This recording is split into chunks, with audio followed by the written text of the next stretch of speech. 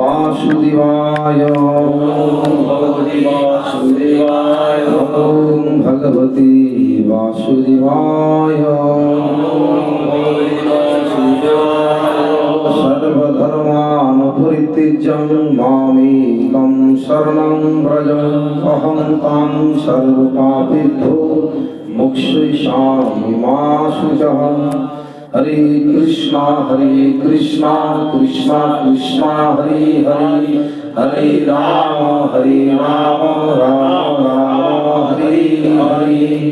श्री चैतन्य मनोभीष्टं स्थापितं येन भूतले स्वयं रूपं कदामह्यं ददाति स्वपदान्तिकं। वञ्चाकल्पतरुभ्यश्च कृपासिन्धुभ्यश्च पतितानां पावनेभ्यो वैष्णवेभ्यो नमो नमः। ओम विष्णुपदाय कृष्णपृष्ठाय भूतले श्रीमते जयप्रदा स्वामी नामिने ओम आचार्यपदाय निताय कृपापदाय गौरकथा धमदाय जय पतित पावन श्री गुरु महाराज की जय। पतित पावन जगत गुरु श्री प्रभुपाद की जय। निताय गौर श्री भगवान की हरे कृष्ण। तो आज আমরা শ্রী চৈতন্য চরিতামৃত থেকে পাঠ করে কিছু কথা বলার চেষ্টা করছি। যদিও শ্রী চৈতন্য চরিতামৃত কথা বলার মতো যোগ্যতা আমার কোনো রকমই নাই, তথাপি আমি কিছু মহাপ্রভু গুরু মহারাজের কাছে ভিক্ষা প্রার্থনা করি আপনাদের সঙ্গে কিছু বলার চেষ্টা করছি। যদি কোনো রকম ভুল ত্রুটি পরিলক্ষিত হয় আপনারা নিজে গুণে ক্ষমা করবেন। সকলেই ভগবানের জন্য কৃপা প্রার্থনা করুন যেন আমরা ভগবানের কিছু মহাপ্রভুর কথা কিছু বুঝতে পারি এবং জানতে পারি। হরে কৃষ্ণ। তো শ্রী চৈতন্য চরিতামৃত পড়ার পূর্বে আমাদের সকলের এই শ্রী চৈতন্য চরিতামৃত সম্বন্ধে জানা দরকার যে আজ আমরা এই যে মহাপ্রভুকে দেখছি, শ্রী শ্রী গৌর নিতাই চাঁদ শ্রী শ্রী মহাপ্রভু, এদের সম্বন্ধে আমাদের প্রত্যেককে ভালোভাবে অনুগত হওয়া দরকার। আমরা যাকে জানি আমরা তাকেই মানতে পারি। যদি আমি কোনো বস্তুকে না জানি তাকে আমরা মানতে পারি না। অনেকটা বাচ্চা ছেলের মতন, যেমন বাচ্চা ছেলেকে বুঝিয়ে দেওয়া হয় যেটা নিয়ে খেলা করো এটা এই বস্তু, তাতেই বুঝে যায়। তো যাদের জ্ঞান আছে তারা কিন্তু সেরকম নয়, তারা জানার চেষ্টা করে যে জিনিসটা কি। তো তদরূপ আমরা সকলে জয় গৌর জয় নিতাইয়ের ধ্বনি দিই, আমরা সকলে ধ্বনি দিই। আমরা জানি না কিন্তু যে শ্রী চৈতন্য মহাপ্রভুকে, নিত্যানন্দ মহাপ্রভুকে আমরা কেন জয়ের ধ্বনি দিচ্ছি। তো সকলের জানা উচিত যে শ্রী চৈতন্য মহাপ্রভু আজ থেকে বাংলায় 1486 বছর পূর্বে, বঙ্গাব্দ 1486 বছর পূর্বে উনি ধরাধামে অবতীর্ণ হয়েছিলেন। কোথায় অবতীর্ণ হয়েছিলেন? নদিয়ায়, নবদ্বীপে। উনি নদিয়া জেলা নবদ্বীপ গ্রামে উনি অবতীর্ণ হয়েছিলেন। তো সেই নবদ্বীপে যখন অবতীর্ণ হয়েছিলেন শ্রী চৈতন্য মহাপ্রভু, উনি বাল্যকাল থেকেই যেন আর 5টা ছেলে যেমন বড় হয়, উনিও সেরকম ভাবেই বড় হয় কিছু অলৌকিক লীলা সঙ্গে নিয়ে। কিন্তু তারপরে আমাদের জানা দরকার যে শ্রী চৈতন্য মহাপ্রভু কে। শ্রী চৈতন্য মহাপ্রভু কে? না, শাস্ত্রে লেখা আছে যে ব্রজেন্দ্র নন্দন যে শচীসুত হল সেই বলরাম হইল নিত্যায়। তো শাস্ত্রে কি লেখা আছে? না, ব্রজেন্দ্র নন্দন যে, ব্রজেন্দ্র নন্দন কে? না, ব্রজেন্দ্র নন্দন হচ্ছেন স্বয়ং ভগবান শ্রীকৃষ্ণ। তো ব্রজেন্দ্র নন্দন যে শচীসুত হল সেই, তো নবদ্বীপে উনি শচী মায়ের গৃহে জন্মগ্রহণ করেন, শচীসুত হল সেই। আর বলরাম হইল নিতাই, বলরাম নিতাই রূপে উনি মহাপ্রভুর সঙ্গে এসেছেন। তো মহাপ্রভু কিরকম না, মহাপ্রভুকে যে আমরা বলছি চৈতন্য, চৈতন্য কথার অর্থ কি? শ্রী চৈতন্য, আমরা বলি শ্রী চৈতন্য মহাপ্রভু। তো শ্রী চৈতন্য কথার অর্থ কি? চৈতন্য কথার অর্থ হচ্ছে জীবনী শক্তি। তার চরিত কথার অর্থ শ্রী চৈতন্য চরিতামৃত। কৃষ্ণদাস কবিরাজ গোস্বামী লিখছেন, এই বইটি যিনি লিখেছেন তার নাম হচ্ছে শ্রীল কৃষ্ণদাস কবিরাজ গোস্বামী। তো শ্রীল কৃষ্ণদাস কবিরাজ গোস্বামী কে ছিলেন? উনি ছিলেন, আমরা দেখতে পাচ্ছি মহাপ্রভু শিষ্য ছিলেন শ্রী রূপ গোস্বামী, সনাতন গোস্বামী। তার শিষ্য হচ্ছেন শ্রীল কৃষ্ণদাস কবিরাজ গোস্বামী। তো তার আজ্ঞা পেয়ে কৃষ্ণদাস কবিরাজ গোস্বামী এই গ্রন্থখানি লিপিবদ্ধ করেন। তো সেই গ্রন্থ যদি আমরা উদ্ধাবন করি, পড়ি, তাহলে আমরা মহাপ্রভুকে জানতে পারি।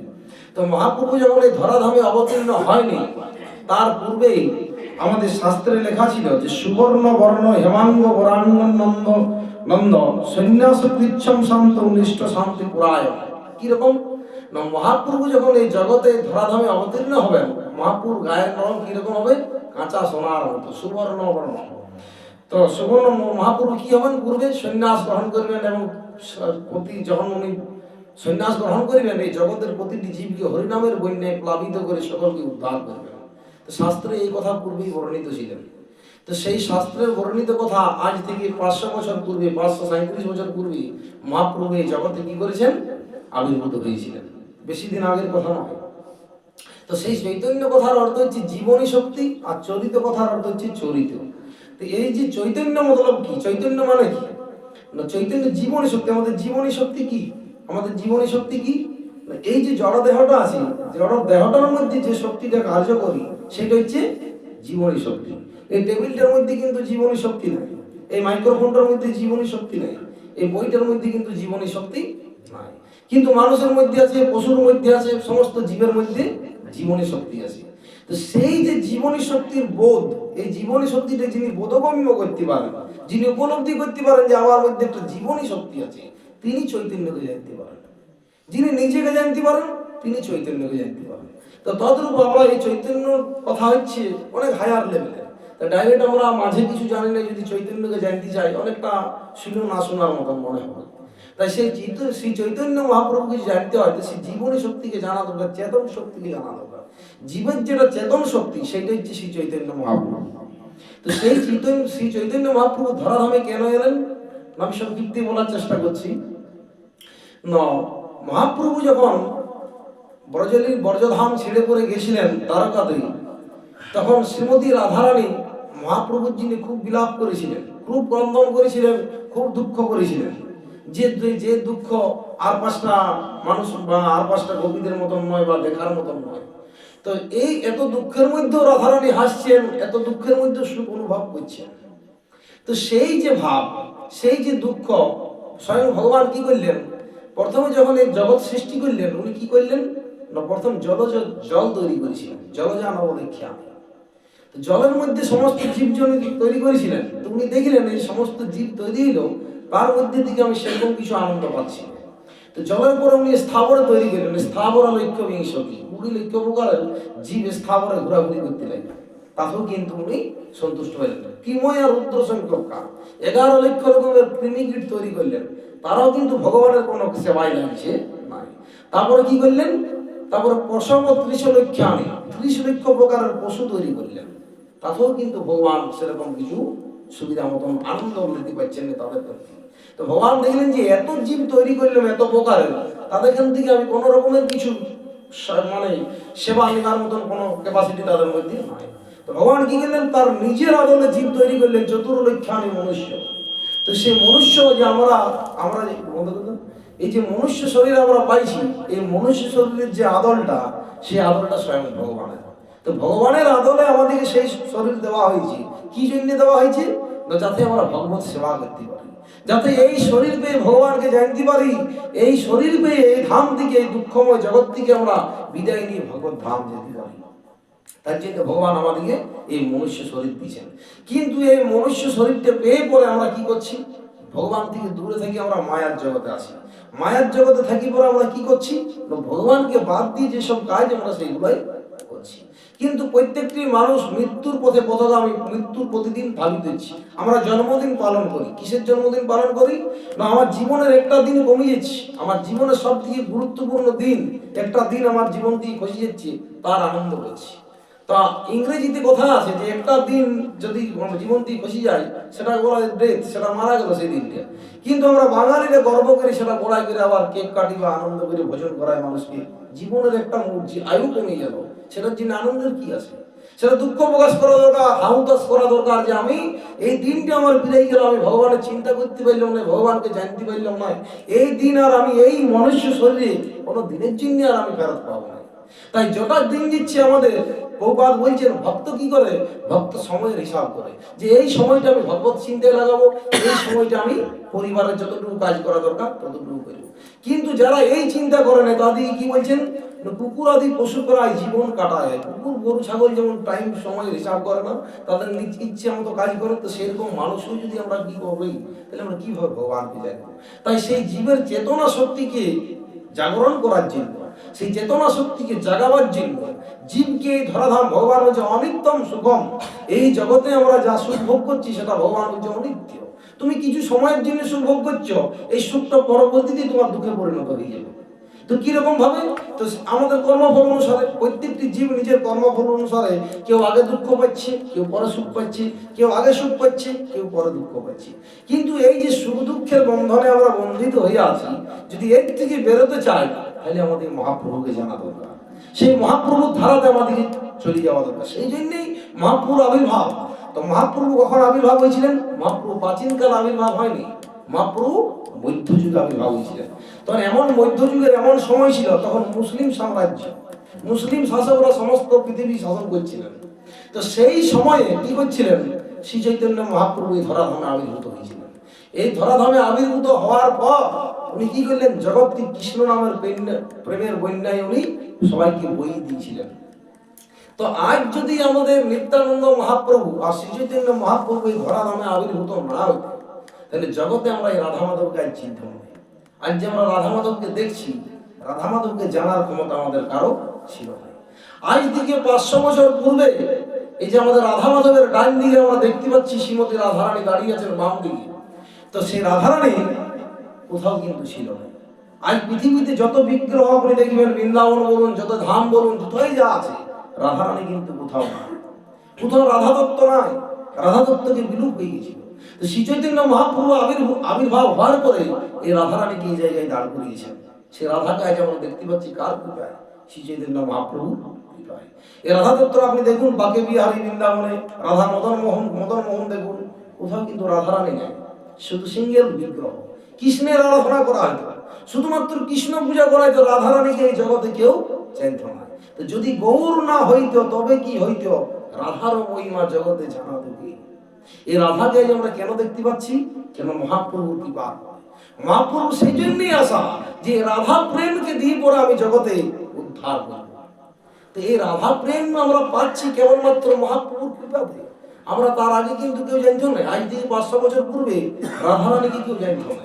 রাধা নাম এই গ্রন্থের মধ্যে, কোন ভাগবত শাস্ত্র, কোন গ্রন্থের মধ্যে কিন্তু রাধা নাম লিখা নাই। রাধা নামটা হচ্ছে উপলব্ধির ব্যাপার, উপলব্ধির ব্যাপার। যদি আপনি উপলব্ধি করতে পারেন তাহলে রাধা দত্ত বুঝতে পারবেন। তা রাধা দত্তকে বুঝতে কে পারে? ভগবান বলছেন ভক্তামান অভিজানাতি, যিনি ভক্ত তিনি জানতে পারেন আমাকে, যিনি ভক্ত নয় তিনি কিন্তু জানতে পারেন নাই।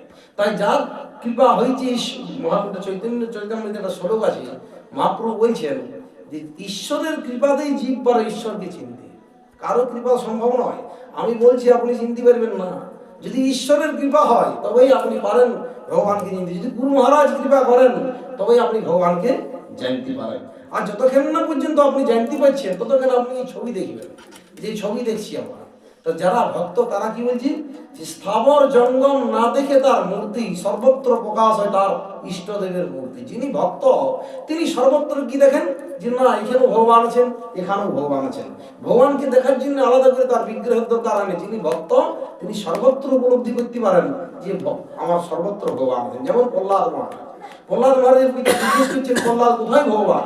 প্রহ্লাদ বলছেন এই থাম্বের মধ্যেও কিন্তু ভগবান আছে। কেন? উনি ভক্ত, তাই দেখতে পাচ্ছেন। তো যিনি অভক্ত তিনি কি দেখতে পাবেন? তিনি যুদ্ধ করতে যাচ্ছেন। তো ততটুকু আমরা সেই অভক্তের জায়গায় যদি দাঁড়িয়ে থাকি আর যদি বিচার করি কোথায় ভগবান, কে ভগবান, আমি তো মানি নেই কাউকে, সেটা আমাদের অসুরত্বের প্রকাশ। চেষ্টা করুন ভক্ত হইতে, আর গুরু মহারাজের কাছে নিজে প্রার্থনা করুন যেন ভগবানকে দেখতে পায়। তাই আমরা গুরু বন্দনা করছি, দিব্য জ্ঞান হৃদয়ে প্রকাশিত। যদি দিব্য জ্ঞান আপনি গ্রহণ করেন, দিব্য জ্ঞানটা ব্রেনে প্রকাশিত নয়, হৃদয় থেকে প্রকাশিত হবে। তো যখনই আপনি দিব্য জ্ঞান ভগবান গুরু মহারাজের প্রার্থনা করবেন, সেই জ্ঞানের মাধ্যম দিয়ে আপনি ভগবানকে জানতে পারেন। তো রাধা কৃষ্ণ মিলিত তনু, শ্রী চৈতন্য নয় ভিন্ন। তো এই যে মহাপ্রভুর যে শরীরটা আমরা দেখছি, যখন রাধারানী এত দুঃখ কষ্ট পাচ্ছেন, রাধারানী এত দুঃখের মধ্যেও ভগবানকে সেবা করার চেষ্টা করছেন, এত দুঃখের মধ্যেও ভগবানের সেবার আনন্দ পাচ্ছেন, ভগবান তখন চিন্তা করলেন যে সমস্ত জগৎ আমি সৃষ্টি করলাম, আমি এত আনন্দ পাচ্ছি না, যে রাধা এত আনন্দ পাচ্ছি, কি কারণে এত আনন্দ? আমার আমার যে অপূর্ব সৌন্দর্য, এই সৌন্দর্য দেখে যদি আনন্দ পাই, তা আমি নিজে আমার সৌন্দর্য, তবে আমি উপলব্ধি কেন করতে পারছি না? তাহলে এই সৌন্দর্যকে আমার উপলব্ধি করা দরকার আছে। স্বয়ং ভগবান তখন কথা দিলেন যে আমি এই কলিযুগে অবতীর্ণ হব। কিরূপে অবতীর্ণ হব? ন রাধা কৃষ্ণ তনু, কৃষ্ণ আর রাধা, আমার অন্তর কি হবে? অন্তর থাকবে রাধার ভাব, আর বাহিরে থাকবে কৃষ্ণের ভাব। আমি সেই দুজন মিলিত তনু, দুজনের তত্ত্ব একই সঙ্গে নিয়ে আমি এই জগতে প্রকট হব। তো সেই মহাপ্রভু এই জগতে প্রকট হয়েছিলেন, রাধা কৃষ্ণ মিলিত তনু একই সঙ্গে নিয়ে পরে এই জগতে প্রকট হয়েছিলেন। তো সেই মহাপ্রভুকে যে আমরা দেখছি, মহাপ্রভু এরকম নয় যে শাস্ত্রে লেখা আছে যে রাধা আর কৃষ্ণকে যদি যুক্ত করা হয় তাহলে তার রেজাল্ট কি হবে? গৌরাঙ্গ মহাপ্রভু।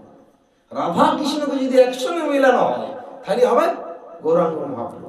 তো সেই গৌরাঙ্গ মহাপ্রভু এসে পরে এই কলিযুগে শুধু এই নয় যে শুধু কীর্তন গান করেছেন আর হরিনাম করে গেছেন, না, উনি এই জগতে আসি পরে উনি ছিলেন সমাজ সংস্কার।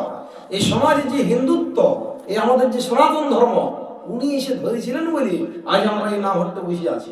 নিত্যানন্দ মহাপ্রভু নামহট্টে স্থাপন করেছিলেন বলে এই জগতে আমরা এই নাম প্রচার করছি, নাহলে কিন্তু কারো ক্ষমতা ছিল না যে আমাদের এই ধর্মকে ধরে রাখার মতো।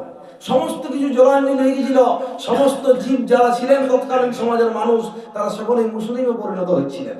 তখনকার ব্রাহ্মণবাদ ছিল খুব বড় রকমের। ব্রাহ্মণরা কি করতেন? যারা নিচু জাতি তাদেরকে দেখতে পাচ্ছেন না, তাদেরকে দণ্ড দিতেন। এমন সময় ছিল যে মানুষ ভগবানের নাম পর্যন্ত উচ্চারণ করতে পারতেন একটা ব্রাহ্মণের সামনে। যখন কোনো একজন ব্রাহ্মণের সামনে নাম উচ্চারণ করতেন হরে কৃষ্ণ, তার জিভটা কাটিয়ে দিয়ে হয়তো প্রকাশ্যে। ব্রাহ্মণরা এত কুরু ব্যক্তি ছিলেন, তারা প্রকাশ্যে কাটিয়ে দিতেন তাদের জীব, যে তুই নিজ কুলের মানুষ, তুই কি হরে নাম করতে পারিস? তোর কোনো ক্ষমতা নাই। আগের থেকে ডঙ্কা বাজানো হইতো যে অমুক অমুক জাতের গোসাই, অমুক জাতের গোস্বামী, উনি পথ দিয়ে পেরিচ্ছেন, আপনারা যারা নিজ কুল আছেন তারা ঘরের ভিতরে প্রবেশ করুন। যারা নিচু কুলের ব্যক্তি তারা প্রত্যেকেই ঘরের ভিতরে প্রবেশ করত, আর যারা ব্রাহ্মণ, যারা অন্য উচ্চ বর্ণের, তারা সকলে রাস্তা দিয়ে বেরিয়ে যেত। এইরকম সমাজবাদী ছিল। তো এইরকম সমাজবাদী থাকার ফলে যখন মানুষ দেখল যে আমরা আর কোন রকমের সমাজে সুযোগ সুবিধা পাচ্ছি না, পেছতে পেছতে দেওয়ালে পিঠ ঠেকে গেছে, তখন তারা মুসলিমে পরিণত হইল। তো আমরা যে আজ মুসলমান দেখতে পাচ্ছি, এই মুসলিমরা কেউ বাইরের নয়, কেউ সৌদি আরব থেকেও আসে নাই, কেউ দুবাই থেকেও আসে নাই, কেউ ইরাক ইরান থেকেও আসে নাই, সব এইখানের ব্যক্তি, সব আমাদের জাতি ভাই। কিন্তু কালচক্রে, কালের প্রভাবে তারা ধর্মান্তরিত হয়েছে। তো তদ্রূপ যদি মহাপ্রভু জগতে না থাকতো, আমরা প্রত্যেকেই কিন্তু আজ আমরা ধর্মান্তরিত হইতাম এবং মুসলিমে পরিণত হইতাম। আমাদের বিশেষ কৃপা যে আমরা আজ এই জায়গায় বসে আছি, মহাপ্রভুর কৃপা বিশেষ যে আমরা এই কথা শুনতে পাচ্ছি। তার জন্য নিতাই চাঁদ অবধূত তিনি অবতীর্ণ হয়েছিলেন এবং মহাপ্রভুর কথা মতো এই সমস্ত জগতেই এই হরিনাম প্রচার করেছিলেন। তো মহাপ্রভু আবির্ভূত হয়েছিলেন নবদ্বীপ গ্রামে, আর নিত্যানন্দ মহাপ্রভু আবির্ভূত হয়েছিলেন একচক্রা গ্রামে, বীরসিংহপুর। তো সেই একচক্র গ্রামে মহাপ্রভু হচ্ছেন নিত্যানন্দ মহাপ্রভুর থেকে 12 বছরের ছোট, 12 বছরের ছোট।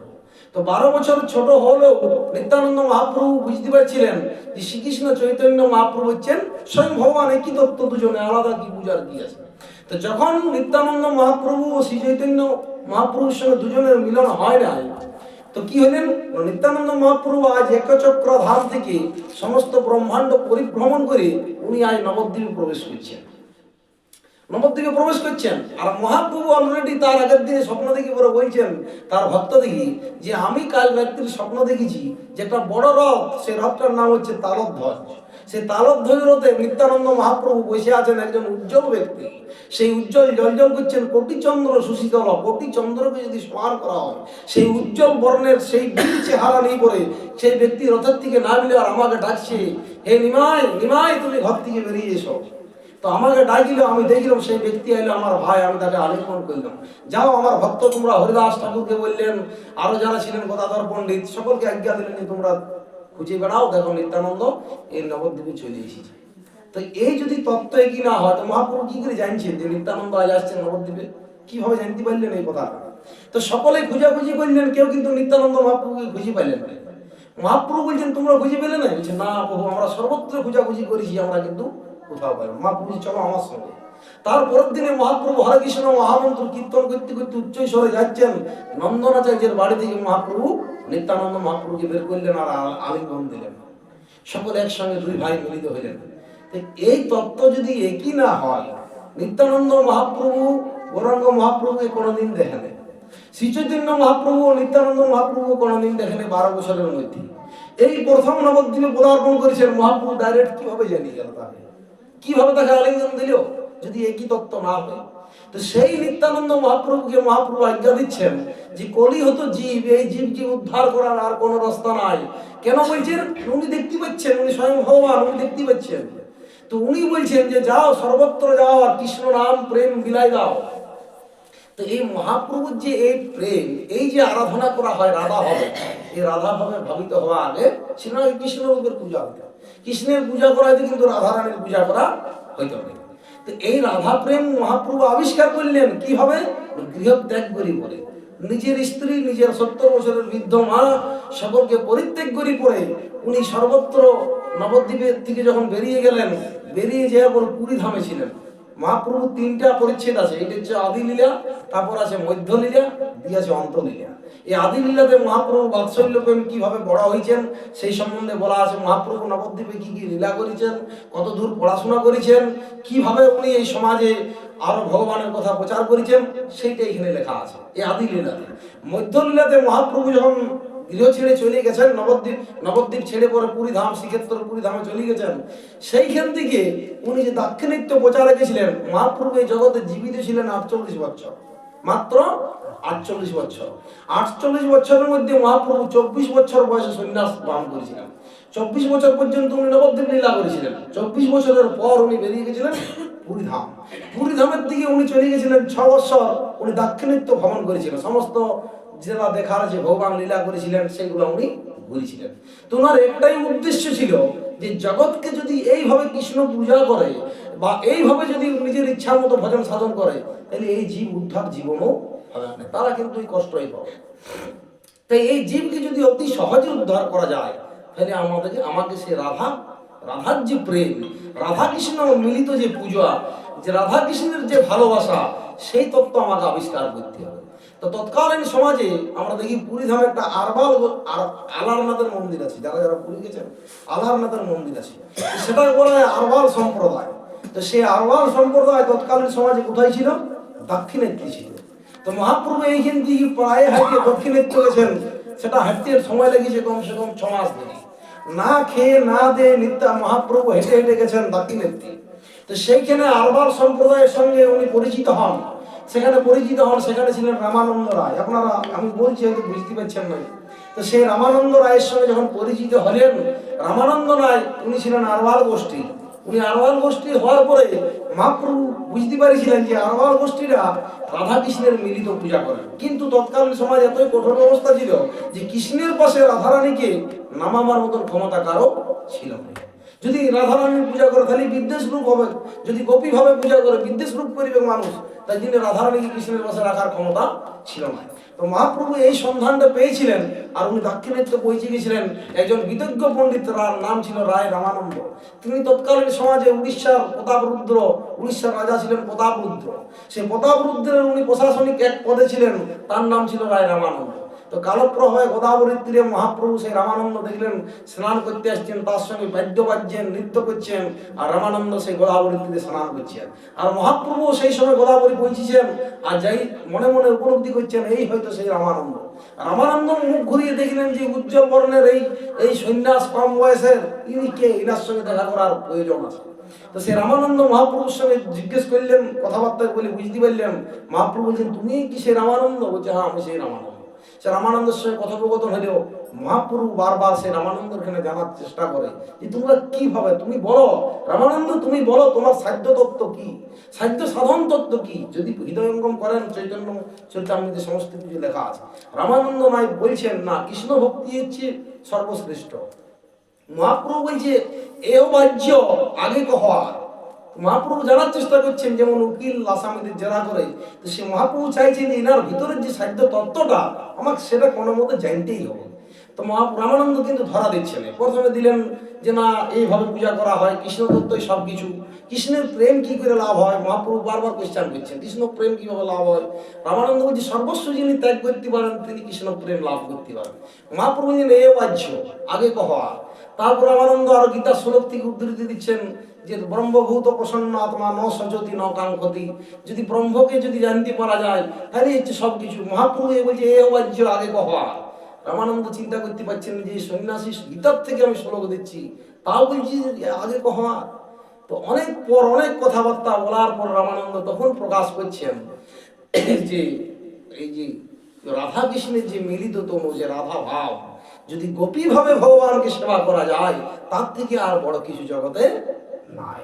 মহাপ্রভু বললেন এও হয়। মহাপ্রভু শুনে খুব আনন্দিত হইলেন যে আমার যেটা আবিষ্কার তত্ত্ব আমি রামানন্দের কাছে সেটা পেয়ে গেছি। রামানন্দ আগে কহার। তো রামানন্দ তখন আগে আরো বলছেন যে প্রভু আরো বারবার প্রভু জিজ্ঞেস করছেন, রামানন্দ পরিষ্কার করে তখন কথাটা তার মধ্যে বার করলেন। তো রামানন্দের খান থেকে যখন কথাটা মহাপ্রভু নিলেন, উনি আরবার সম্প্রদায়ের কাছে গেলেন, তাদের এখানে অনেক কিছু জানার চেষ্টা করলেন। তিনারা কিন্তু গোপীভাবে সিদ্ধ লাভ করেছিলেন। গোপীভাবে তারা সিদ্ধ লাভ করেছিলেন কেমন ভাবে, যে রাধার যদি রাধা তত্ত্ব, রাধা কে? রাধা আমরা ভাবি দুজন দেখছি হয়তো স্বামী স্ত্রী, না এরকম নয়। রাধার তত্ত্ব আলাদা জিনিস। আমরা রাধারানীকে মা বলি নেই, কেউ কেন বলি নেই? আমরা এই আমাদের ধরাধামে যদি শক্তির পূজা হয়, সেই শক্তিকে মা রূপে সম্বোধন করা হয়। তাই কালী হোক, তাই লক্ষ্মী হোক, তাই দুর্গা হোক, তাই সরস্বতী হোক। তার মানে কি, যে বিদ্যা হোক, বুদ্ধি হোক, ধন হোক, শক্তি হোক, সমস্ত কিছু কিন্তু আমাদের এখানে মা। কিন্তু এই যে রাধা তত্ত্ব, তাহলে সেটা কেন আমরা মা বলছি না? কেন বলছি? ভগবানের শক্তি তত্ত্ব, ভগবানের যেটা শক্তি তত্ত্ব সেটাকে আমরা মা বলতে পারি। কিন্তু ভগবান যেটা ভালোবাসেন, ভগবানকে ভালোবাসি যে ভগবানকে গ্রহণ করা যায়, তো সেই যে তত্ত্ব সেটা হচ্ছে প্রেয়সী তত্ত্ব। ভগবানকে ভালোবাসি যদি আপন করা যায়, সেই ভালোবাসাটা হচ্ছে প্রেয়সী তত্ত্ব। তো ভগবান সেই তত্ত্বকে এই জন্য রাধারানীকে মা বলেন, কেননা এই তত্ত্বটা হচ্ছে প্রেয়সী তত্ত্ব।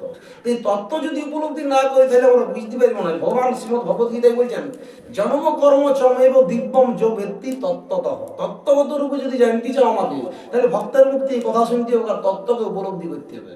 তত্ত্ব যদি না জানেন তাহলে আপনারা কিছু বুঝতে হবে। তাই তত্ত্বটা উপলব্ধি করতে হবে। রাধা তত্ত্ব আর কৃষ্ণ তত্ত্ব একই জিনিস। রাধা কৃষ্ণ একই জিনিস। কৃষ্ণ রাধা আলাদা কিছু নয়, একই শরীর। একই শরীর, একই জিনিস, একই আত্মা, দুই দেহ ধরি। তো একটা আত্মাতে দুটো দেহ ধরেছেন, শক্তিমান আর শক্তি। আমার যে শক্তি আর আমি নিজেও, সেটা কিন্তু আলাদা নয়। সূর্য আর সূর্যের আলো কিন্তু আলাদা নয়, একই জিনিস, কিন্তু তথাপি আলাদা। সূর্যের যে আলোটা, তার মধ্যে ক্ষমতা আছে কি সূর্যের সমান? ক্ষমতা নেই। কিন্তু সূর্য আর সূর্যের আলোটা কিন্তু একই জিনিস, কিন্তু তবুও আলাদা। তো ততরূপে যে রাধা কৃষ্ণ আমরা আলাদা দেখছি, প্রেয়সী তত্ত্ব, এনারা কিন্তু এক, কিন্তু তবু আলাদা তত্ত্ব রূপে প্রকাশ পাচ্ছে।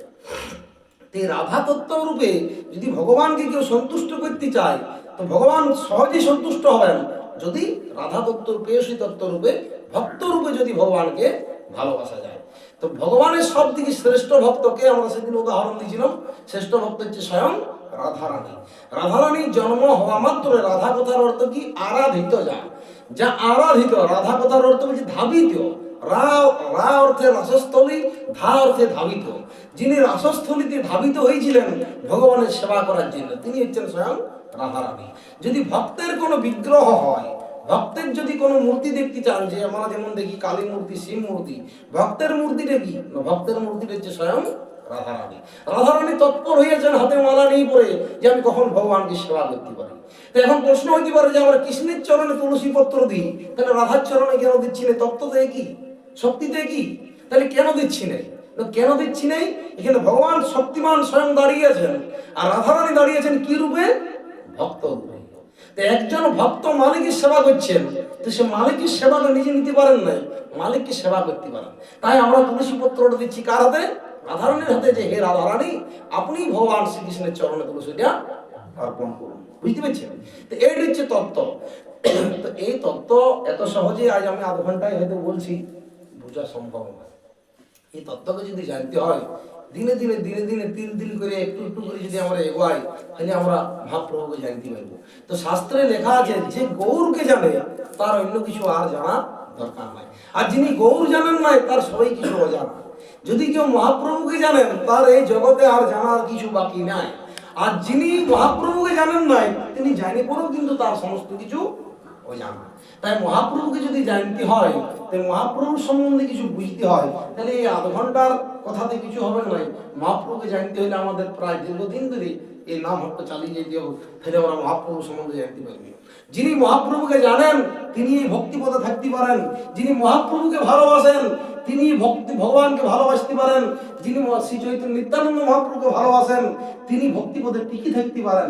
যিনারা মহাপ্রভুকে জানেন না তিনারা কিন্তু ভক্তিপদে থাকতে পারেন না। আজ আমরা দেখতে পাচ্ছি ঈশ্বরচন্দ্র বিদ্যাসাগর, সাহিত্য সম্রাট বঙ্কিমচন্দ্র, তিনি লেখক আছেন শরৎচন্দ্র সত্যজিৎ রায়। ইনারা কার কথাতে এত বড় লেখক হয়েছেন? কার সংস্কারে ইনারা পড়িয়া হয়েছে? রবীন্দ্রনাথ ঠাকুর। কার সংস্কারে ইনারা এই কবি হয়েছেন, লেখক হয়েছেন? কেবলমাত্র মহাপ্রভুর কৃপাতে, কেবলমাত্র নিত্যানন্দ মহাপ্রভুর কৃপাতে। তিনারা এই সমাজ সুরক্ষার ব্যবস্থাটা দিয়েছিলেন, এই ধাঁচাটা তারা তৈরি করে দিয়েছিলেন, সেই আদলে তারা সেই কাজ করেছেন। আজ যদি মহাপ্রভু নিত্যানন্দ মহাপ্রভু জগতে প্রকটিত না হইতো, পুরা সমাজটা মুসলিম শাসকের আওতায় যাই পরে মুসলিমদের মতন কার্যকলাপ চলত। আমরা দেখতে পাই কিছুদিন আগে, আজ থেকে যদি আপনারা 200 বছর আগে পেছান, তখনও কিন্তু সতীদাহ প্রথা ছিল। সতীদাহ প্রথা ছিল, স্বামী মারা গেলে স্ত্রীকে জোরপূর্বক সেই চিতাতে চাপিয়ে দেওয়া হয়তো, আর জ্যান্ত জ্বালিয়ে দেওয়া হয়তো। কি বলা হয়তো না, সতীর গুণগান এখন হবে নাই। কি একটা শ্লোক আছে, আমি শ্লোকটা বলতে পারছি না বাংলা অর্থ, যে সতী বাঁচি থাকতে তার গুণগান হবে নাই, যদি মরে স্বামীর সঙ্গে যখন ছাই উড়িবে তখনই তার গুণগান হবে। তো সেই মেয়েটাকে জোর করে জ্বলন্ত চিতায় চাপিয়ে দেওয়া হয়তো, আর জোর করে বাদ্য বাজানো হয়তো, খোল করতাল মৃদঙ্গ, যতক্ষণ না পর্যন্ত তার কান্নার আওয়াজটা বন্ধ হতো। এইভাবে প্রথা চলিতেছিল আমাদের এই জগতে। কেউ মারা গেলে তাকে সতীদাহ করাতো। মহাপ্রভু শ্রী চৈতন্য মহাপ্রভু তারা সিস্টেম বলে দিয়ে গেছেন যে এইটা পাপ, এই জিনিসটা পুণ্য, এইটা ভালো, এটা মন্দ। তোমার চোখ আছে, বিবেক চক্ষু আছে, তোমার জ্ঞানকে তুমি জাগ্রত করো। তো সেই হিসাবে আমাদের সতীদাহ প্রথা কে বন্ধ করেছিল? আমরা কে বলতে পারি? রাজা রামমোহন রায়। রাজা রামমোহন রায় সতীদাহ প্রথা বন্ধ করেছিলেন। তো এনারা প্রভুদিকে মানিয়ে গেছেন, তারপরেই এনারা এই কাজটা করেছেন। তো আমরা যদি প্রভুকে না চিনি, মালিককে না চিনি, আমরা সমাজ ব্যবস্থাটাকে না জানি, আমরা কি সমাজের কাজ করতে পারি? আমরা কাকে ভালোবাসতে পারি? আমরা ভাবি যে এই আমার সংসারটাই ভালোবাসা, বাকি কিন্তু নয়। ভালো কিন্তু সংসারকে বাসা যায় না। ভালো আপনি স্ত্রীকেও বাঁচতে পারেন নাই, পুত্রকেও বাঁচতে পারেন নাই, কেবল সাময়িক মাত্র, কেবলমাত্র মোহ মাত্র। ভালো শুধুমাত্র বাসা যায় স্বয়ং ভগবান শ্রী বিষ্ণু চৈতন্য মহাপ্রভু। যিনি স্বয়ং ভগবানকে ভালোবাসতে পারেন, সেটাই হচ্ছে প্রকৃত ভালোবাসা। ভগবান বলছেন এই জগতে ভালোবাসার কিছু নাই, ভালোবাসা বলে কোনো জিনিসই নেই এখানে। এখানে আমরা যা করছি শুধু মায়া আর মোহর দ্বারা বন্ধিত হয়ে পড়ে আমরা সেই নিজের ভালোবাসার রূপ দেখছি। বহুবার বলছেন যদি একটা বৃক্ষকে জলের ধারে দাঁড় করানো হয়, তো আমরা যেমন দেখি বৃক্ষের ছায়াটা আগে দেখতে পাই, যদি তার কাছে ছবিটা দেখি তো আমরা আগে দেখতে পাবো মাথাটা, দিয়ে দেখতে পাবো শিকড়টা। তো তদ্রূপ এইরকম এই জগতের ভালোবাসাটাও সেই রকম। তাই আমরা যদি সঠিকভাবে ভালোবাসতে চাই, তাহলে ভগবানকে জানা দরকার, ভগবানকে ভালোবাসা দরকার। তা ভগবানকে আমরা ভালো তখনই বাসতে পারবো যদি মহাপ্রভুকে জানতে পারি। তো মহাপ্রভু সেই রাধাকৃষ্ণ তত্ত্ব আবিষ্কার করার পর পুরীধামে আসেন। পুরীধামে আসার পরে যখন ইনি রাধাকৃষ্ণ তত্ত্ব আবিষ্কার করলেন, মহাপ্রভু সেই সিদ্ধ সাধন করার জন্য গম্ভীরাতে ছিলেন। গম্ভীরা বলে একটা জায়গা আছে পুরীধামে যারা গেছেন, গম্ভীর একটা গৃহ আছে, সেটা 10 ফুট বাই 5 ফুট হইতে পারেন। একজন মানুষকে কোন রকম বেঁকিয়ে শোয়া যাবে, সিধা ভবন হয়। তো সেইখানে মহাপ্রভু কেবলমাত্র মাথায় হাত দিয়ে পড়ে, খালি গায়ে একটা কপিন পরে সে রাধা কৃষ্ণের সাধনা করেছিলেন 12 বৎসর। 12 বৎসর ভূমির থেকে নিচে ছিল বাড়িতে। সেই বাড়িতে 12 বৎসর একবার আহার করতো কি করতো নাই তার কোনো ঠিক নাই। তার দেখাশোনার দায়িত্বে ছিলেন স্বরূপ দামোদর রায় রামানন্দ, তিনারা কিন্তু ওনার দেখাশোনা করতেন।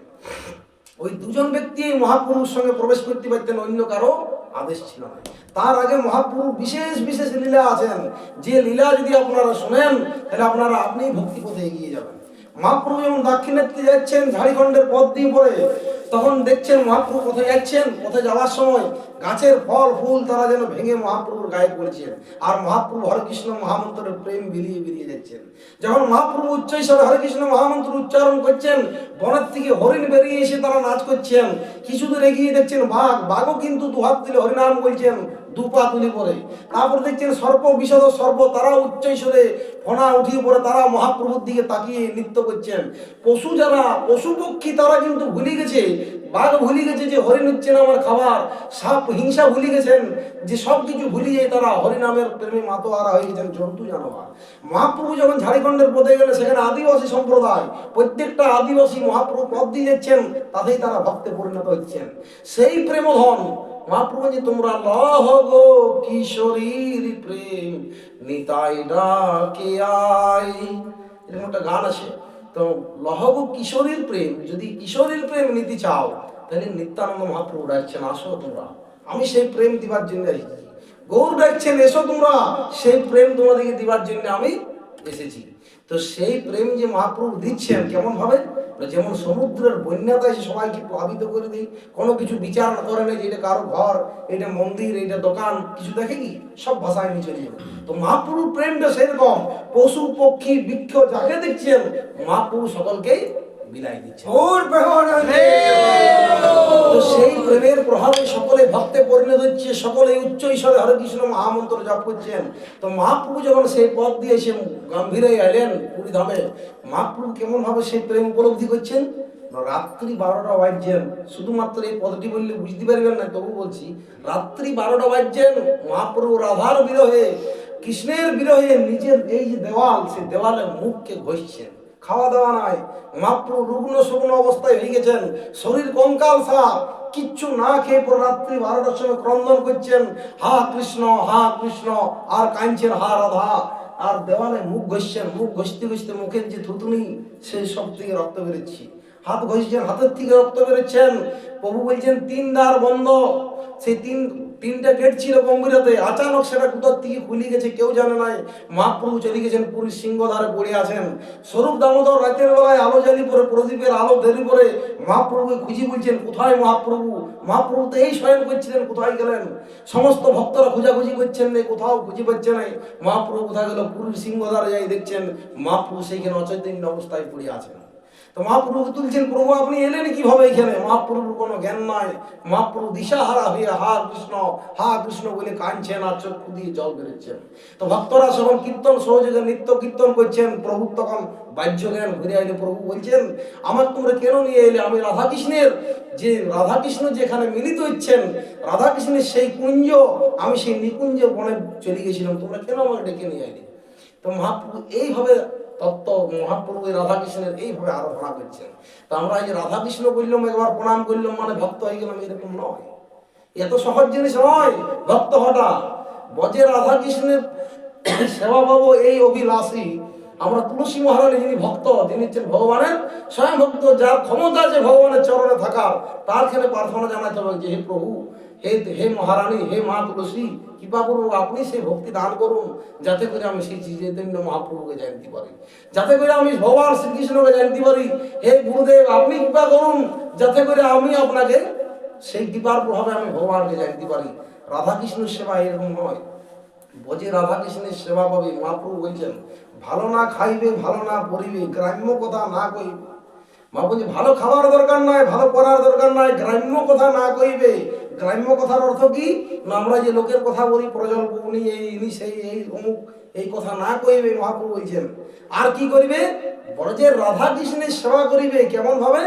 মানুষের সেবা করিবে, মনে মনে সেবা করিবে। তুমি তোমার বেশি আড়ম্বর দেখাবার দরকার নাই, তুমি মনটা ঠিক করো। ভগবান সেই কথাটা পুনরাবৃত্তি করেছেন শ্রীমদ ভগবত গীতায়, যে মনমনা ভব মদ ভক্ত মদ জাজি মাং নমস্কুর। 4টি ভাবে আমার সেবা করো। কিভাবে সেবা করো? না মনমনা মদ ভক্ত, মনে মনে আমার চিন্তা করো। তুমি আমার ভক্ত হয়ে যাও, তুমি আমার পূজা করো, তুমি আমাকে নমস্কার করো। এই 4টি নিয়ম যদি করি তাহলে আমরা ভক্ত। ভক্ত হওয়ার জন্য আমাদেরকে বাহ্যিক আড়ম্বর দেখার দরকার নাই। তো এই ভক্ত আপনি কিভাবে আনবেন? ভক্তিস্তু ভক্ত সঙ্গের পরিযায়তি। কেবলমাত্র ভক্তের সঙ্গের প্রভাবে আপনি ভক্তে পরিণত হইতে পারেন। বুঝছি, একটা পরশমণিকে যদি ছোঁয়ানো হয় একটা লোহার মধ্যে, লোহাটা তৎক্ষণাৎ সোনায় পরিণত হবে, কিন্তু ওই সোনাটার আর ক্ষমতা নাই যে আরো কোনো লোহাকে সোনা করতে পারে।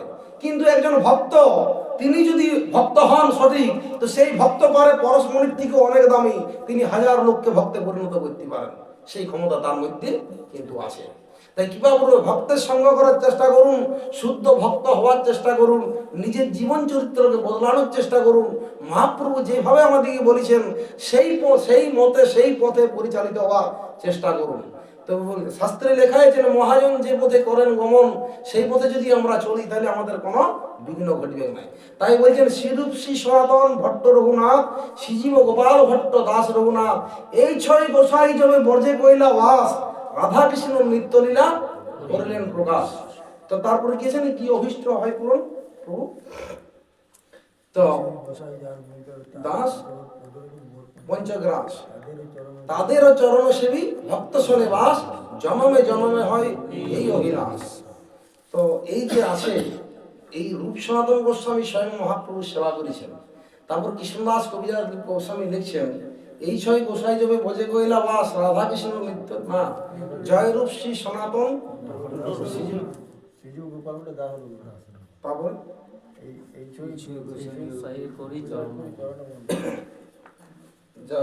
অভিষ্ট পূরণ কথাটা আছে না, যাহা হইতে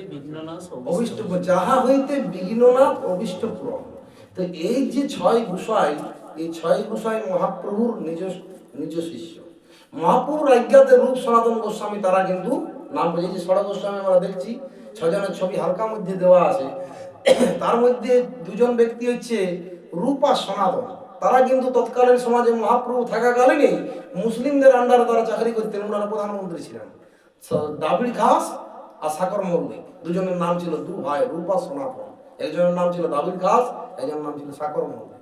তো মহাপ্রভু যখন জগতে আবির্ভূত হয়েছেন, মহাপ্রভু প্রেমের বন্যা বিলিয়ে দিচ্ছেন, তারা খবর পাওয়ার পরে মহাপ্রভুর চরণে নিজেকে সমর্পণ করেছিলেন। মহাপ্রভুর কৃপাতে তারা সমস্ত কিছু পরিত্যাগ করার পরে তারা বৃন্দাবনে যাই পরে মহাপ্রভুর কথা মতো এই যে আমরা রূপ গোস্বামী সনাতন গোস্বামী, আমরা বলি শ্রী চৈতন্য মনোভীষ্ট স্থাপিত যেন ভূতলে স্বয়ং রূপম কদামহম।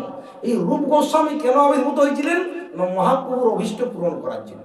তো সেই মহাপ্রভুর অভীষ্টটা কি না, সেই রূপ গোস্বামী পর্চায় লিখে রেখেছিলেন। তো সেই রূপ গোস্বামীর পর্চাটা তার শিষ্য কৃষ্ণদাস কবিরাজ গোস্বামী উনি আজ্ঞা দিয়েছেন যে তুমি আমার শিষ্য, আমার পর্চাতে লেখা আছে মহাপ্রভুর জীবনী শক্তি, তুমি সেটা জগতে প্রকাশ করো। তো সেই শ্রী চৈতন্য চরিতামৃত আমরা পাঠ করছি, যিনি রূপ গোস্বামী নিজে লিখেছিলেন। তাই কি বলছেন, যাহা হইতে বিঘ্ন নাশ। আমাদের এই যে বিঘ্ন প্রতি পদে পদে ভক্তিতে বাধা আসছে, প্রতি পদে পদে আমরা বিঘ্ন পাচ্ছি, যদি এই ভক্তের নাম করেন তাহলে আপনার সমস্ত বিঘ্ন দূরে চলে যাবে। এই ছয় গোসাইয়ের নাম করতে হবে। গোসাই গোস্বামী। গোস্বামী কথা এরকম নয়, গোস্বামীটা কোনো পদবী, কোনো টাইটেল নয়। গোস্বামীটা একটা পদ, যে পদটা আপনাকে অর্জন করে নিতে হয়। আমরা দেখতে পাই অমুক জায়গার থেকে গোস্বামী এসছে, কেউ কিন্তু গোস্বামী নয়। গো কথার অর্থ হচ্ছে ইন্দ্রিয়, আর স্বামী কথার অর্থ হচ্ছে মালিক। তো যিনি সমস্ত ইন্দ্রিয়ের মালিক তিনি হচ্ছেন গোস্বামী। এই জগতে কিন্তু এখন ওই রকম ব্যক্তি খুব কমই আছে। তো যিনি নিজের ইন্দ্রিয়কে কন্ট্রোল করে রাখতে পারেন, যিনি নিজের ইন্দ্রিয়কে নিজের কথা মতো ব্যবহার করেন, তিনি হচ্ছেন গোস্বামী। তো সেই স্বয়রূপ গোস্বামী মহাপ্রভুর কথা মতো সমস্ত কিছু বিসর্জন দিয়ে পরে তারা নিজের জীবনকে উৎসর্গ করেছিলেন প্রভু শ্রী চরণে। তারপরে তারা মহাপ্রভুর বৈভব লীলা জগতে প্রকাশ করেছেন। তো সেই ষড়গোস্বামীর নাম যদি আপনারা সকাল সন্ধ্যা করেন, আপনার ভক্তিপথে যা বাধা, যা বিঘ্ন, সমস্ত কিছু অচিরেই দূরে যাবে, আর আপনার অভীষ্ট অচিরেই পূরণ হবে। তো কিভাবে চেষ্টা করুন সেই প্রভুর কথা মতো নিজের জীবনকে সমর্পণ করা। সময় কম। তো একজন ভক্ত ছিলেন, উনি কি ছিলেন, গুরুদেবের ভক্ত ছিলেন। গুরুদেবের তৎকালীন সমাজে সেবা করছেন। সেই গুরুদেবের অনেক শিষ্য আছেন, গুরুদেবের সেবা করছেন। এমন সময় গুরুদেব তার শিষ্যদিকে বললেন, হে শিষ্যগণ, আমি উপলব্ধি করতে পারছি আমার আর কিছুদিনের মধ্যেই আমার শরীরে গলিতে কুষ্ঠ রোগ হবে। তাই তোমরা আমার শিষ্য বটো ঠিকই, কিন্তু তোমাদেরকে আমি আদেশ দিচ্ছি তোমরা সকলেই নিজ নিজ স্থান গ্রহণ করো। কেননা আমার কুষ্ঠ রোগ হবে, একজন কুষ্ঠ ব্যক্তির সঙ্গে একজন রোগী থাকতে পারেন না, ভালো লোক থাকতে পারবে? তো সমস্ত শিষ্য দেখুন বললেন গুরুদেব, তারা নিজের নিজে যারা শিষ্য, যেমন শিষ্য যে যেমন শিষ্য সে তেমন চলে গেলেন। একজন শিষ্য গুরুদেবকে হাত জোড় করে বলছেন, হে গুরুদেব, আপনার কুষ্ঠরোগ যতই হোক, আমি আপনার শ্রীচরণে নিজেকে সমর্পণ করেছি। আপনার চরণ ছাড়া আমার যাবার জায়গা আছে কোথায়? আপনি যে বলছেন চলে যান, আমার জায়গা কোথায়, আমি কোথায় যাব? আপনার চরণ ছাড়া আমাকে করিলেন না। আপনার যদি চরণ আমি না পাই তো আমি এই জগতে কোথায় যাব, আমি কোথায় থাকবো? সে করন্দন করছেন। গুরুদেব বলছি তোকে তো বললাম যে আমার কুষ্ঠ রোগ হবে গলিত, তুই আমার সঙ্গে থাকবি কি করি? তো বলছে গুরুদেব এখানে কান্নাকাটি করার পর সেই ভক্ত কিন্তু গুরুদেবের চরণ ধরে পড়ে চলে গেলেন। গুরুদেব বললেন আমি ঠিক করেছি এখানে আর থাকবো না, আমি কাশীধাম চলে যাবো। কাশীধামে যাই পর আমি একটা কুটির বানাবো, সেইখানে যাই পরে নিজের দেহকে নির্বাহ করব। তো সেই শিষ্য গুরুদেবের সঙ্গে গেলেন। গুরুদেবের 10-12 দিন বাদে গলিতে কুষ্ঠ রোগ হয়ে গেল। কুষ্ঠ রোগ এমন হইল যে শরীর থেকে পোকা গলি গলি পড়ছে। সেই শিষ্য কিন্তু গুরুদেবের সেবা করে দিচ্ছে।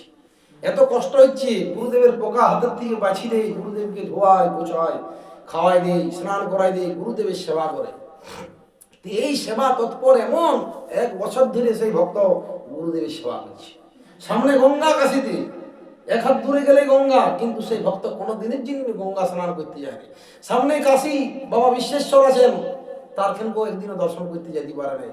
তো গুরুদেব বলে হেরে তুই যা, সামনে গঙ্গা আছে, স্নান করে আয়, বাবাকে দর্শন করে আয়। বলছে আমি যদি চলে যাই তাহলে এখন আপনার যদি কোনো অসুবিধা হয় তা আমি কিভাবে যেতে পারি? তো উনি কোনো দিনের জন্য সেই কুটির থেকে বাইরে বেরিয়ে নেয় যে গুরুদেবের সেবায় নিমগ্ন থাকেন। এই সেবা এমনভাবে চলছে, কঠোর পর্যায়ে 1 বছর পর হয়ে গেছে। তো একদিন ভগবান শিব কৈলাসে বসে হাসছেন, আর মা পার্বতী জিজ্ঞেস করছেন প্রভু আপনি এত হাসতে হাসছেন কিসের জন্য, কি কারণ? আপনার চোখ দিকে যেমন জল আসছে আর আপনি হাসিও করছেন, তো নিশ্চয়ই কোনো ভক্তের লীলা কাহিনী। তো তখন ভগবান শিব বলছেন হ্যাঁ, হাসার কারণ এটাই, এই কাশীধামে আমার একজন ভক্ত আছেন। তো এই যে গুরু শিষ্য, এই যে এমন শিষ্য আমি জগতে কাউকে দেখি নেই, যে গুরু সেবা ছাড়া এত গুরুমুখী, যে গুরুর কোনো বাক্যই উল্লঙ্ঘন করে নাই, গুরু সেবা ছাড়া সে কিছু বুঝে নাই। তো সে একদিনও আসতে পারে নাই, ঠিকই আছে, কিন্তু আমি মনে মনে ঠিক করেছি যে আমিই যাবো তাকে আজ দর্শন। তো ভগবান শিব কৈলাস থেকে আজ আসছেন সেই ভক্তকে দর্শন দিবার জন্য। কেন আসছেন? যেহেতু উনি গুরু ভক্ত, গুরুর কোনো কথা উনি কিন্তু উল্লঙ্ঘন করেন, গুরুর সেবাতে তৎপর হয়ে আছেন। তো পার্বতী বলছেন আমিও যাবো সঙ্গে, বহু আপনি যখন যাচ্ছেন আমি যাবো। তো শিব পার্বতী আজ দুজনে আসছেন দরজাতে সামনে, সেই শিষ্য ভক্তের সেবা করছেন, গুরুদেবের সেবা করছেন সেই শিষ্য। তো দুজনে কপাট ঠক ঠক করছেন, জিজ্ঞেস করছেন প্রভু আপনি একবার বাইরে আসুন, আপনাকে দেখার জন্যই আমরা বাইরে আসছি। তো সেই শিষ্য কি বলছেন জানেন? যে আমার গুরুদেব এখনো নিদ্রাই যায়নি, আমি ওনার সামনে বসে আছি, আমি ওনাকে হাওয়া করছি। গুরুদেব যতক্ষণ না পর্যন্ত নিদ্রায় যাচ্ছে ততক্ষণ পর্যন্ত আমার বাইরে বেরোনো সম্ভব নয়। তারপরে দেখছেন যে না, এই ভক্ত তো গুরুমুখী, উন্নতি কোনো মতেই বেরোবেন নাই। তো বাইরে যিনি ছিলেন তিনি পরিচয় দিচ্ছেন আমি কৈলাস থেকে এই যে আমি স্বয়ং শিব, আমি হচ্ছি মহাদেব, আর আমার স্ত্রী পার্বতী, আমরা দুজনে আইছি তোমার এই গুরু ভক্তি থেকে আমরা সন্তুষ্ট হয়েছি, তার জন্য তোমাকে দর্শন দিতে আইছি। তো সেই ভক্ত বলছেন যাই আসুন, আমার গুরুদেব যতক্ষণ না শয়নে যাবে আমি ততক্ষণ পর্যন্ত বাইরে যেতে পারি না। কত বড় গুরু ভক্তি, চিন্তা করেন। স্বয়ং শিব কৈলাস থেকে এসে তাকে দেখা দিবার জন্য, তিনি কিন্তু বাইরে আসছেন তাকে দেখা করার জন্য। এই হচ্ছে ভক্তের কোয়ালিটি। তো তারপর ভগবান শিব বলছে ঠিক আছে, তুমি যদি দেখা না করিবে আমার এখানে কিছু বর চাও, যেহেতু তোমার সময় নাই তো আমি তোমাকে কিছু দিতে চাই, তুমি কিছু নাও, আমি এখান থেকে চলে যাবো। বলছি প্রভু আমি যে কিছু চাইবো সেটা যদি আমার গুরুদেব আজ্ঞা না দেয় সেটাও কিন্তু আমি চাইতে পারিনি, গুরু আজ্ঞা ছাড়া আমি কি করে চাই? তো তিনি গুরুদেব, তিনি হচ্ছেন অন্তর্যামী। গুরুদেব শাস্ত্রে বলা হয়েছে কৃষ্ণ আর গুরুদেব হচ্ছেন অভিন্ন।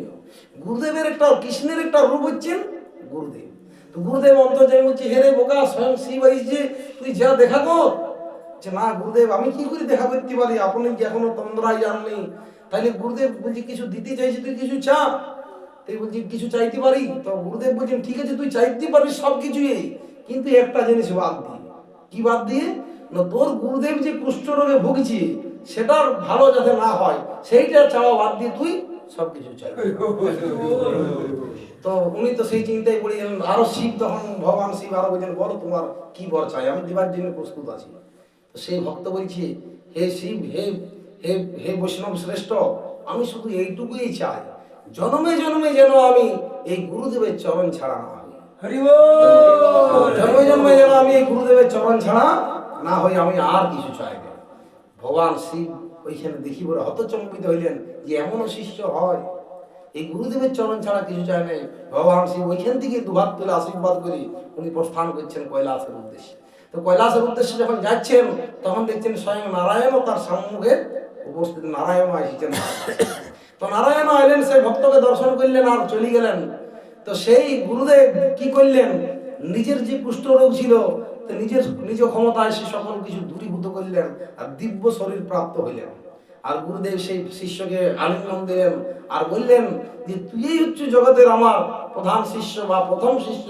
তোর মতন শিষ্য পেয়ে পরে আমি নিজেকে গুরু বলি, নিজেকে আমি সম্বোধন করে নিজেকে গর্বিত বোধ করছি। তো এই শিষ্য, এই এই ভক্তের যদি ভক্তির মনোভাব আমাদের মধ্যে কিঞ্চিত মাত্রও থাকে, গুরু সেবা করার যদি কিঞ্চিত মাত্র মনোভাব থাকে, তাহলে তার কৃপাতে আপনি সমস্ত কিছু উপলব্ধি করতে পারেন। যদি আপনার গুরু ভক্তি থাকে কিঞ্চিত পরিমাণ, যদি গুরুদেবের কথা মতো নিজের জীবনকে পরিচালনা করার ইচ্ছা থাকে, সেই গুরুর কৃপাতে আপনি এই জগতের এহেন বস্তু নয় যে আপনার সেটা অদুর্লভ থাকে, দুর্লভ থাকে, আপনি সেটা সঙ্গে সঙ্গে সহজে উপভোগ করতে পারেন গুরুর কৃপাতে।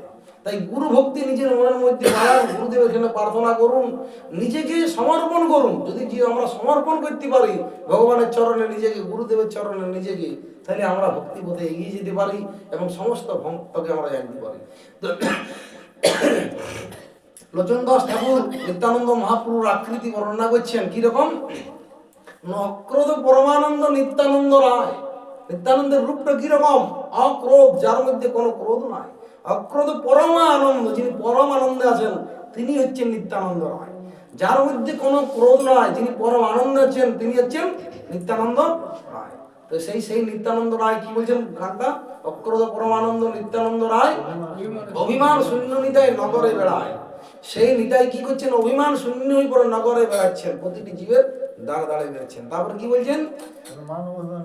হ্যাঁ, তারপরে কি বলছেন গানটা?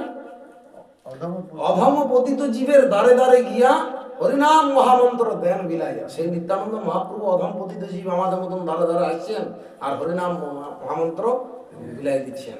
আর যারে দেখে তারে কহে দন্তে তীর্ণ ধরি, আমার এই কিনিয়া লহ বল গৌর হরি।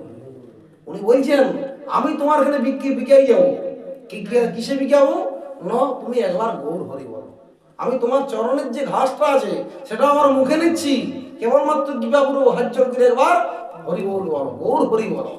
সকলে গৌর হরি বলছেন আর সেই নিত্যানন্দ মহাপ্রভুর প্রেম জগতে বিলাচ্ছেন। তাই মহাপ্রভু বলছেন যে এই কলিহত জীবকে নিতাই তুমি যেমন করে দাও, তারা আসবে না আমার কাছে। তুমি যাও প্রতিটি জীবের দ্বারে দ্বারে, প্রতিটি জীবের দ্বারে দ্বারে যাও, সর্বত্র আমার আজ্ঞা করহ প্রকাশ। তারপর কি বলছেন?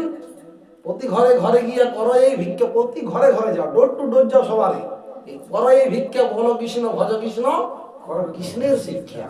এই কৃষ্ণ শিক্ষা করার জন্য মহাপ্রভু আজ্ঞা দিয়েছেন। তাই এই যে মনুষ্য জীবনকে যদি আমরা সফল করতে চাই, এই দুর্লভ মনুষ্য জীবন ভগবানের আদলে যে শরীর পাইছি আর পরবর্তীতে আমরা পাবো বলে কোনো গ্যারান্টি নেই। আমরা যারা ভাবছি যে তো বয়স হয়নি এখন, পরে ভজন সাধন করবো, সময় আছে, কোনো সময় নাই, সময় খুব কম। একটা দিন পিরাই গেল মানে আপনি কমে গেলেন। তার জীবনের যদি হিসাব করা যায় 60 বছরের মধ্যে 30 বছর ঘুমাই আছি, 30 বছর বাঁচিয়ে আছি, তার মধ্যে কত কলহ, কত ঝঞ্ঝাট, কত মায়া, কত মোহ, কখন আমরা ভজন করি ভগবানকে। তাই কৃপাপুর সকলে চেষ্টা করুন ভক্ত সঙ্গ থাকি পরে নিজের জীবনকে উপলব্ধি করার, ভক্ত সঙ্গ থাকি পরে ভগবানকে ভালোবাসা। যদি কিঞ্চিত মাত্র ভগবানকে ভালোবাসতে পারি, সেই ভালোবাসার দাম অনেক গুণ। ভগবান গীতায় কথা দিচ্ছেন, নেহ বিগ্রহ মনস্বস্তি প্রত্যাবায়ন বিদ্যতি স্বল্পম পৈশ্যম ধর্মস্য ত্রায়তে মহাভয়া। হে জীবন, যদি কেউ আমার স্বল্পম পৈশ্য কিঞ্চিত পরিমাণ কেউ যদি ভক্তি করেন, কিঞ্চিত পরিমাণ ভক্তি করেন, সেই ভক্তির প্রভাবে ত্রায়তে মহাভয়া, এই মহাভয় রূপী সংসার থেকে আমি তাকে উত্তীর্ণ করে আমার বড় বৃন্দাবন নিয়ে যাবো। সেই প্রেম মহাপ্রভু আমাদেরকে মিলাই দিয়েছেন সহজ সাধ্য হবে। তো মহাপ্রভু বলছেন কেবলমাত্র কৃষ্ণকে ভালোবাসো, নাচো গাও, কৃষ্ণ নাম করো আর মনুষ্য জীবনকে সফল করো। এই আর কি বড় কথা। মা বলছেন কৃষ্ণের সংসার করো ছাড়ি অনাচার, জীবে দয়া কৃষ্ণ নাম সর্বধর্মসার। তোমার বেশি ধর্ম খোঁজার দরকার নাই, তুমি সংসারটা কৃষ্ণকে কেন্দ্র করে করো। তুমি বলো মুখে যে এই সংসারটা আমার কৃষ্ণের, আমার নয়, এই স্ত্রী কৃষ্ণের, এই পুত্র কৃষ্ণের, আমি একজন মাত্র সেবক মাত্র, আমি না তো সেবা করছি, আমি আর কেউ নই, আমার দায়িত্ব এইটুকুই সেবা করা, বাস, আমার আর কিছু। বাকি ভগবান শ্রীকৃষ্ণ জানেন। এই মনোভাব যদি মনের মধ্যে থাকে যে কৃষ্ণের সংসার করে ছাড়ি অনাচার, অনাচার বলতে 4টি নিয়ম: আমিষ আহার, নেশা, অবৈধ সঙ্গ, জুয়া, লটারি, তাসপাশা খেলা। এই 4টি নিয়ম থেকে বিরত থাকি পরে যদি কৃষ্ণ নাম করি, কৃষ্ণ নামের আনন্দ আমরা পাবোই পাবো। তো সেই আনন্দ যদি থাকি, তাহলে আমরা মহাপ্রভুর পথে পরিচালিত হই। আমরা অবশ্যই মৃত্যুর সময় ভগবানকে স্মরণ করি পরে গোলক বৃন্দাবনে আমরা যেতে পারি। তাই সকলের কাছে আমার অনুরোধ, কম সময়ের মধ্যে এইখানেই পাঠ বিরাম দিচ্ছি। তো এই যে আমরা সম্প্রদায়, 4টি সম্প্রদায় আছে। 4টি সম্প্রদায় হচ্ছে কি কি? একটা হচ্ছে ব্রহ্মমধ্য গৌড়ীয় সম্প্রদায়, একটা হচ্ছে শ্রী সম্প্রদায়, আর একটা হচ্ছে রুদ্র সম্প্রদায়, আর একটা হচ্ছে উমা সম্প্রদায়। তো তার মধ্যে ব্রহ্ম সম্প্রদায়ে মহাপ্রভু আবির্ভূত হয়েছিলেন। ভগবান স্বয়ং জ্ঞান দিচ্ছেন কাকে? নিজের নাভি কমল থেকে উৎপন্ন করে ব্রহ্মাকে, ব্রহ্মা দিচ্ছেন তার পুত্রকে, তার পুত্র দিচ্ছেন তার পুত্রকে। এই পরম্পরা ধারাটা যিনি আসছেন, সেই ধারাতে মহাপ্রভু যুক্ত ছিলেন। তার জন্য এই ধারাটার নাম হচ্ছে ব্রহ্মমধ্য গৌড়ীয় সম্প্রদায়। গৌড়ীয় কথার অর্থ হচ্ছে যারা রাধারানীর সেবক, যিনি রাধারানীর ভাবে ভাবিতেই ভগবানের সেবা করেন, যিনি রাধা প্রেম উপলব্ধি করতে পারেন, ভগবানকে জানতে পারেন রাধা প্রেমে, তিনারা হচ্ছেন গৌড়ীয় সম্প্রদায়। যিনি রাধা ভক্ত, তারা হচ্ছেন গৌড়ীয় সম্প্রদায়। গৌড়ীয় কথার অর্থ এইটি। তো মহাপ্রভু সেই ধারায় আছেন, সেই ধারায় আমরা যুক্ত হওয়ার সুযোগ লাভ করেছি। তার জন্য আমরা নিজেদিকে অনেক মহান বলে মনে করতে পারি যে আমরা এই কথা বসে আজ শুনতে পাচ্ছি, এই ধরাধামে বসে মনুষ্য জীবন পাই করে। ভগবান বলছে 4 মনুষ্য, 4 লক্ষ রকমের মানুষ আছে। মনুষ্যনাং সহস্রেষু কশ্চিৎ যতত সিদ্ধয়ে যতত মাপি সিদ্ধানাং কশ্চিৎ ব্যক্তি তত্ত্বতঃ। যতক্ষণ না পর্যন্ত আপনি তত্ত্বটা জানতে পারছেন, হাজার হাজার মনুষ্য জীবন পাবেন, কিন্তু কখনো উপলব্ধি করতে পারবেন না যে ভগবত ভক্তি করা দরকার আছে। তাই আমাদের কিছু কৃপা পুণ্যজন্মে সুকৃতি ছিল, তার কৃপার প্রভাবে, গুরু মহারাজের কৃপায়, মহাপ্রভুর কৃপাতে আমরা এক জায়গায় মিলিত হয়ে পড়ে এই ভগবানের তত্ত্ব কথা জানতে পারছি, কৃষ্ণ সম্বন্ধে আলোচনা করার সুযোগ পাইছি। তার জন্য আমাদের গর্বিত বলে মনে করা উচিত, আর সেই পথ অনুসরণ করে নিজেকে পথে পরিচালিত করা উচিত।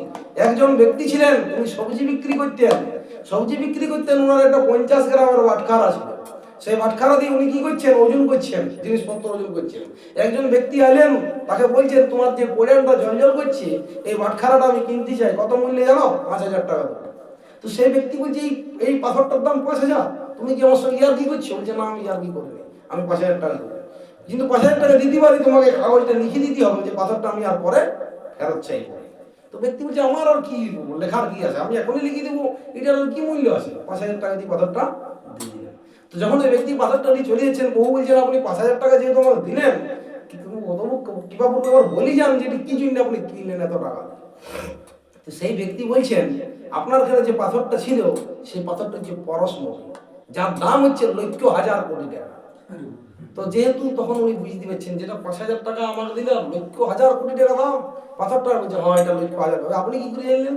না, আমি হচ্ছি জহরি, তার জন্য আমি বুঝতে পারলাম যে পাথরটার এত মূল্য। তো তদ্রূপে হরে কৃষ্ণ মহামন্ত্র আমরা এই জীবনে পাইছি, পাই পরে কিন্তু আমরা ভাবছি করলেও হবে, না করলেও হবে, পরে করবো, এখন করার কি দরকার, এখন তো ঘর দুয়ার করি, এখন তো স্ত্রী পুত্র নিয়ে থাকি, এখন নানান কাজে ব্যস্ত থাকি, কিন্তু কিছু করার নাই। যমরাজ যজ্ঞে জহরি রূপে আসবে, ঘাড় ধাক্কা দিয়ে কিন্তু এই সংসার থেকে আমাদেরকে বার করে দিবে। সেদিন আমি হাইউতস করলে পরেও আর করতে পারিনি, হাইউতস করলেও আমি স্ত্রীর সঙ্গে থাকতে পারিনি, হাইউতস করলেও আমার একটা বানানো অট্টালিকাতে আমি থাকতে পারিনি। টাইম শেষ, তো আমার এখান থেকে আউট হয়ে যেতে হবে। আমি আবার নতুন শরীর ধারণ করার জন্য প্রস্তুত হব। সেটা কুকুর হইতে পারে, গরু, শুয়োর, ছাগল, আমার কর্ম অনুসারে সেটা আমি উপলব্ধি করব। তাই কিবা বলুন, যদি আপনি জানতে চান যে আমি এই মনুষ্য শরীরে থাকি পরে আমি পুনরায় মানুষ হবো না দিব্যলোক বৈকুণ্ঠ ধামে যাব, সেটার জন্য আপনি এইখানে নির্ণয় করতে পারেন। তার জন্য ভগবান সেই ক্ষমতা আমাদেরকে দিয়েছে। সেই ক্ষমতাটুকু কি? না ভগবানকে ভালোবাসা। সেই ক্ষমতাটুকু কি? ভগবানের নাম জপ করা। সেই ক্ষমতা হচ্ছে ভগবানের প্রসাদ গ্রহণ করা, ভক্ত সঙ্গ করা, বাস, আর কোনো কিছু নয়। তাই সকলের চরণে কৃপাপূর্বক অনুরোধ, সকলে হরিনাম জপ করুন, ভক্ত সঙ্গ করুন, নাম হট্টে আসার চেষ্টা করুন, সকলে গৃহে হরে কৃষ্ণ মহামন্ত্র জপ করুন। এটা জপ করতে তো কাউকে পয়সা পাতি লাগছে না। আপনারা মহাপ্রভু বলছেন কিবা শয়নে, কিবা জাগরণে, কিবা ভজনে, অহর্নিশি বলো কৃষ্ণ বলহ বদনে। সব সময় বলো, কিবা রাত্রি, কিবা দিন, কি খাও, কি বসিও, কি ফোনে কথা বলো, কি জুথা যাও, হরে কৃষ্ণটা বলো, কৃষ্ণ স্মরণ করো। কৃষ্ণের চিন্তাটা মন থেকে এক বিন্দু যেন আমার দূরে না যায়। তাই শাস্ত্রে লেখা আছে যে মানুষ্য জীবনের সব থেকে বড় দুঃখ কি? কৃষ্ণকে ভুলে যাওয়া। তাই কৃষ্ণকে ভুলে যেও না, কৃষ্ণকে মনে রাখো। এটা আমাদের লেখি বলে ঘরের দুয়ারে টাঙায় রাখা দরকার, যেন আমরা ঘরে ঢুকতেই বুঝতে পারি কৃষ্ণকে ভুলে যেও না, কৃষ্ণকে মনে রেখো। এটা আমাদের সর্বত্র সকলের হৃদয়ে কার্ড রাখা দরকার, যে পথে চললাম কৃষ্ণকে যেন ভুলে না যায়, কৃষ্ণকে যেন মনে রাখি। যদি এইভাবে বারবার আমি রিপিট করি কৃষ্ণকে মনে রাখি, কৃষ্ণ আমার মনে সবসময় থাকবে। এই বলে এখানে পাঠ বিশ্রাম দিচ্ছি। হরে কৃষ্ণ।